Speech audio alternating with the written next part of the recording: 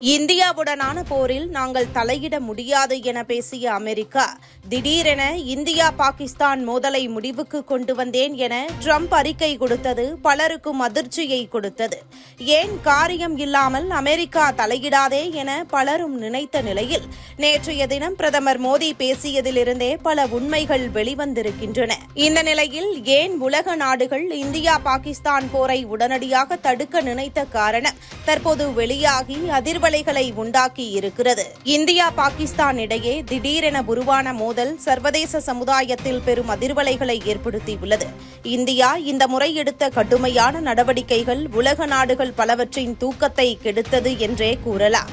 India கடந்த சில ஆண்டுகளாகவே சொந்தமாக வடிவமைத்து உருவாக்கிய வான் பாதுகாப்பு மற்றும் உயர் தொழில்நுட்ப கண்காணிப்பு திட்டங்களை முழு சக்தியுடன் செயல்படுத்தியிருக்கிறது. இதில் பாகிஸ்தானின் முன்னணி ரேடார் அமைப்புகளை முற்றிலுமாக முடக்கி பாதுகாப்பு சுவர் இல்லாத நிலைக்கு கொண்டு சென்றது. இதனையடுத்து பாகிஸ்தானின் எல்லைக்குள் ஊடுருவி முக்கிய ராணுவ தளங்களை வெற்றிகரமாக தாக்கியது. பாகிஸ்தான் இந்திய எல்லையை நோக்கி ஏவிய மிசைல்கள் அனைத்தையும் இந்திய வான் பாதுகாப்பு முறைகள் வானிலேயே சுட்டு வீழ்த்தின. இந்த தாக்குதலின் மூலம் உலக நாடுகளை அதிர்ச்சியில் ஆழ்த்தியது இந்தியாவின் அடுத்த நகர்வே. பாகிஸ்தானின் ரகசிய அணு ஆயுத கிடங்கை கண்டறிந்து சரியாக தாக்கி உலக வரலாற்றில் புதிய பக்கத்தை இந்தியா எழுதியது.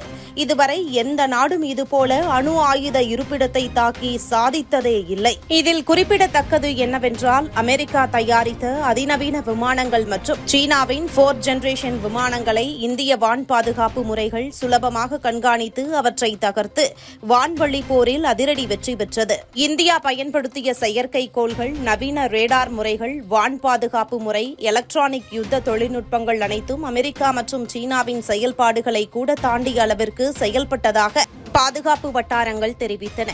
இந்த தாக்குதலில் இந்தியா காட்டிய உள்நாட்டு தயாரிப்பு வலிமை மற்றும் ராணுவ திறமை உலக ஆயுத சந்தையில் இந்தியாவின் மதிப்பை அதிகரிக்க செய்துள்ளன. இந்த வளர்ச்சியை கவனித்த அமெரிக்கா இதை மேலும் முற்றுப்படுத்த உலக நாடுகளுடன் சேர்ந்து உடனடியாக தலையிட்டது.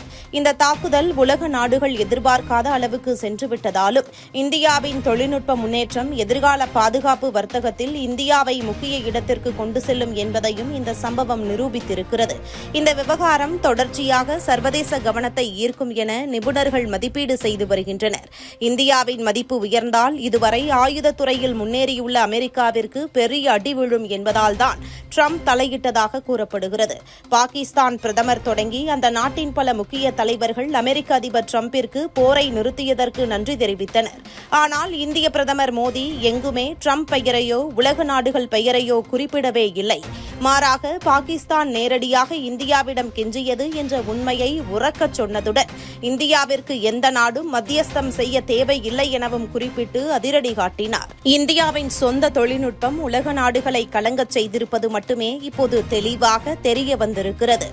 இதுபோன்ற முக்கிய நிகழ்வுகள், அரசியல் தகவல்களை ஆழமாக மாறுபட்ட கோணத்திலும் அறிந்து கொள்ள மறக்காமல் உங்கள் TNS24 டிஜிட்டல் பக்கத்தை பின்பற்றிக் கொள்ளவும். உங்கள் ஒவ்வொரு ஆதரவும் இதுபோன்ற பல நிகழ்வுகளின் பின்னணியை அறிய உதவும்.